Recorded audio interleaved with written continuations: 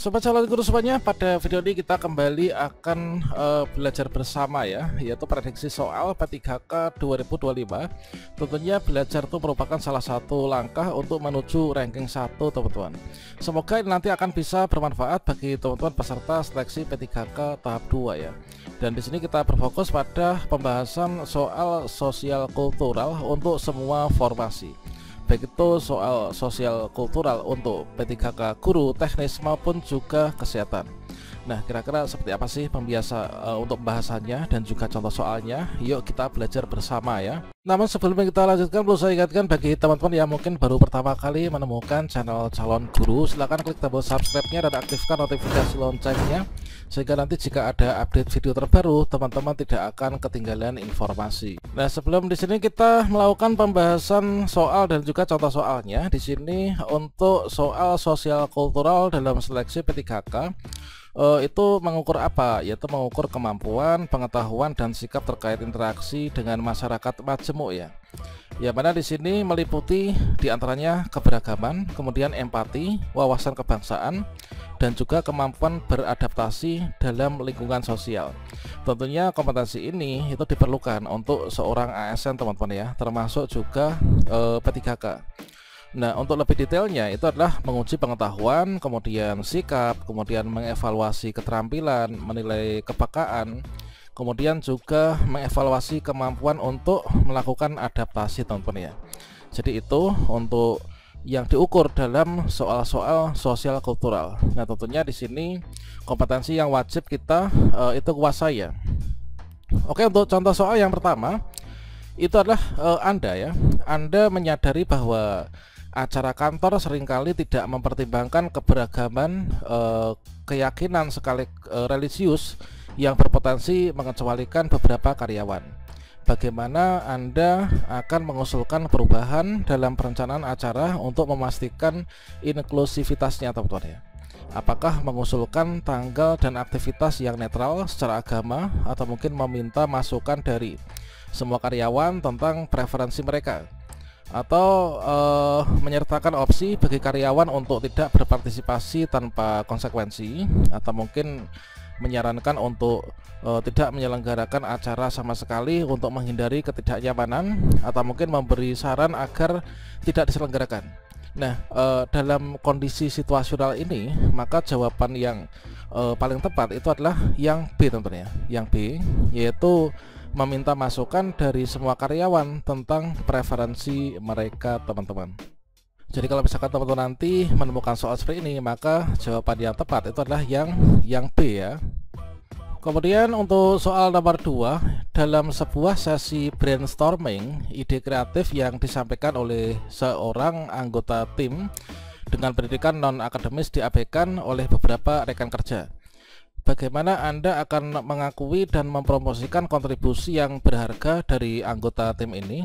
Apakah mengakui ide mereka di depan tim dan mendiskusikan potensi aplikasinya, atau memberi mereka platform untuk menjelaskan ide mereka lebih detail, atau mendorong lingkungan yang menerima di mana semua sesuai suara dihargai ya, atau mengabaikan situasi tersebut dan membiarkan dinamika tim berlangsung seperti biasa, atau mungkin yang E yaitu mengabaikan situasi tersebut. Dan dalam kondisi ini untuk jawaban yang paling tepat itu adalah yang B tentunya, yaitu memberi mereka platform untuk menjelaskan ide mereka lebih detail. Ini sekaligus untuk meyakinkan yang lainnya gitu ya. Kemudian untuk soal berikutnya, Anda melihat bahwa tugas-tugas yang diberikan kepada rekan kerja perempuan cenderung tidak sekompleks yang diberikan kepada laki-laki. Dengan asumsi bahwa perempuan tidak mampu menangani tugas yang lebih berat, bagaimana Anda akan mendiskusikan isu ini dengan atasan Anda? Apakah yang A, memulai dialog dengan atasan tentang pentingnya kesetaraan dan bias dalam penugasan tugas ya, atau menghindari diskusi karena takut akan konsekuensi, atau mungkin menyarankan pelatihan atau inisiatif pembangunan tim untuk memperkuat kepercayaan pada kemampuan semua anggota, atau menyajikan data atau contoh untuk menunjukkan kemampuan rekan kerja perempuan dalam menangani tugas yang kompleks, atau menghindari diskusi karena takut akan konsekuensi dari atasan. Nah, untuk jawaban yang tepat teman-teman apa? Ya, yang A ya, yaitu kita mulai dialog dengan atasan tentang pentingnya kesetaraan ya dan bias dalam penugasan tugas. Jadi di sini kata kuncinya adalah di sini kesetaraan antara karyawan laki-laki dan juga perempuan ya. Kemudian kita melangkah ke soal berikutnya. Sebagai anggota baru dalam sebuah tim yang sudah lama bekerja bersama, Anda ingin memastikan bahwa Anda terintegrasi dengan baik tanpa mengganggu dinamika yang sudah ada. Nah, kira-kira teman-teman untuk strateginya untuk mencapai itu apa? Apakah mengambil waktu untuk mengamati dan memahami dinamika tim sebelum membuat perubahan, atau berpartisipasi aktif dan memberikan kontribusi sambil menghormati proses yang ada, atau membangun hubungan dengan masing-masing anggota tim secara individu, atau mengambil alih dan segera menerapkan proses Anda sendiri, atau mengambil alih untuk diri Anda sendiri.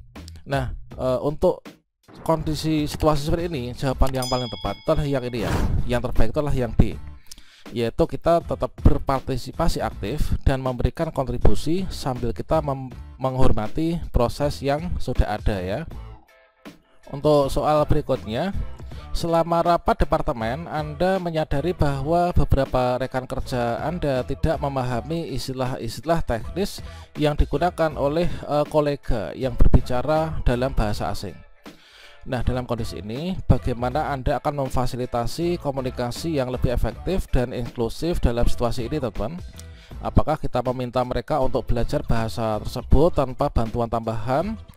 Artinya kita biarkan gitu ya, atau menyediakan materi rapat terjemahan sebelumnya untuk persiapan, atau mengadakan sesi prarapat untuk menjelaskan istilah-istilah tersebut, mungkin terlihat bertele-tele gitu ya, atau mengusulkan penggunaan interpreter atau layanan penerjemah selama rapat, atau meminta mereka untuk belajar bahasa tersebut ya.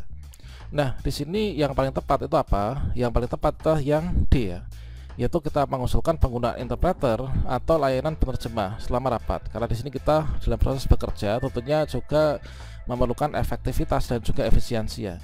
Jadi jawaban yang paling tepat itu adalah yang D, teman-teman. Untuk soal lanjutannya, dalam sebuah diskusi, Anda memiliki pandangan yang berlawanan dengan seorang rekan kerja yang Anda hormati. Jadi dalam sebuah diskusi, kita itu punya pandangan yang berbeda dengan rekan kerja kita ya. Nah, rekan kerja kita itu yang sangat kita hormati. Nah, bagaimana Anda akan menyajikan pandangan Anda dengan cara yang konstruktif tanpa menimbulkan konflik? Apakah menghindari menyampaikan pandangan Anda untuk menjaga hubungan baik, atau menggunakan data dan contoh untuk mendukung pandangan Anda, atau menyampaikan perspektif Anda sambil menunjukkan keinginan untuk mendengarkan pandangan mereka, atau mendekati diskusi dengan rasa hormat dan terbuka terhadap dialog, atau menghindari menyampaikan pandangan Anda? Nah, kira-kira jawaban yang tepat yang mana?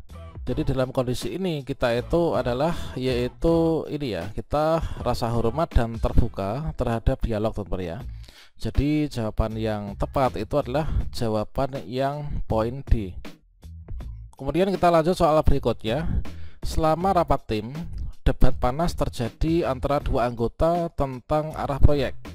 Sebagai pemimpin rapat, bagaimana Anda akan mengelola percakapan untuk memastikan semua suara didengar dan mencapai konsensus ya? Nah, jawabannya tepat apa? Apakah mengatur giliran berbicara untuk memastikan setiap orang memiliki kesempatan untuk berkontribusi, atau membiarkan debat berlangsung sampai salah satu pihaknya itu menyerah? Jadi di sini seperti lomba gitu ya. Atau mendorong kolaborasi dan mencari kesepakatan bersama, atau memfokuskan diskusi pada fakta dan data daripada emosi, atau membiarkan debat berlangsung ya. Yang paling tepat jawabannya adalah yang mana? Yaitu yang C ya, yaitu kita mendorong kolaborasi dan mencari kesepakatan bersama. Oke, berikutnya Anda perhatikan bahwa seorang kolega seringkali terisolasi dan tidak terlibat dalam diskusi tim. Apa inisiatif yang akan Anda ambil untuk mengintegrasikan kolega tersebut ke dalam tim? Kira-kira yang mana? Apakah mengajak mereka secara pribadi dan menanyakan tentang hambatan yang mereka hadapi, atau menggali kekuatan dan minat mereka untuk mencari tugas yang lebih melibatkan? atau menyertakan mereka dalam diskusi kelompok dan meminta pendapat dari mereka, atau mungkin kita biarkan mereka terisolasi karena menganggap itu adalah pilihan pribadi mereka, atau membiarkan saja mereka itu terisolasi. Nah, pada situasi ini jawaban yang paling tepat itulah kita yang A ya, yaitu mengajak mereka secara pribadi dan menanyakan apakah terdapat hambatan yang mereka hadapi, kok mereka itu seperti itu gitu ya. Oke, kita lanjut soal berikutnya ya. Anda harus berkolaborasi dengan seorang rekan kerja yang Anda miliki sejarah perselisihan pribadi ya, yang belum terselesaikan. Bagaimana Anda akan memisahkan masalah pribadi dari kerja profesional untuk memastikan proyek berjalan dengan lancar nih? Apakah kita memfokuskan diskusi pada tugas dan tujuan proyek, atau mengatur pertemuan untuk menyelesaikan perbedaan pribadi secara profesional, atau menyepakati norma-norma kerja bersama untuk kolaborasi yang efektif, atau kita menggunakan proyek sebagai kesempatan untuk membalas konflik pribadi, ataukah menggunakan apa saja untuk membalas konflik? Nah, dalam situasi ini jawaban yang paling tepat adalah yang ini ya. Jadi kita mengatur dulu nih pertemuan untuk menyelesaikan perbedaan pribadi secara profesional. Oke, soal berikutnya. Anda menyadari bahwa ada ketegangan antara personal antara dua anggota tim yang mempengaruhi suasana kerja. Bagaimana Anda akan berperan sebagai mediator untuk membantu menyelesaikan ketegangan ini? Apakah mengadakan pertemuan terpisah untuk memahami perspektif masing-masing pihak, atau menyelenggarakan sesi mediasi untuk memfasilitasi komunikasi yang terbuka dan juga konstruktif, atau menetapkan aturan dasar untuk interaksi yang hormat pada produktif di tempat kerja dan produktif di tempat kerja, atau mengambil sisi dan mendukung salah satu pihak dalam konflik, atau kita dukung salah satu pihak saja. Nah, jawaban yang paling tepat yang mana teman? Ya, jawaban yang paling tepat itu adalah yang ini ya, yang B. Kita menyelenggarakan sesi mediasi untuk memfasilitasi komunikasi yang terbuka dan juga konstruktif. Itulah teman ya untuk contoh soal sosiokultural. Semoga bermanfaat. Dan untuk soal wawancara SJT atau mungkin juga kompetensi teknis manajerial, silahkan simak video kita sebelumnya. Demikian, semoga bermanfaat. Wassalamualaikum warahmatullahi wabarakatuh.